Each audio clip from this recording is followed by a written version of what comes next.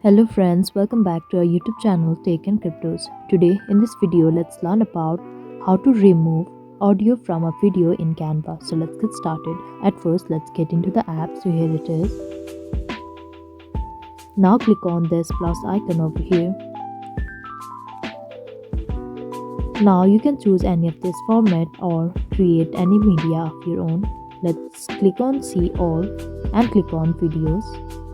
Let's choose any of these videos and click on add and click on use in a new design.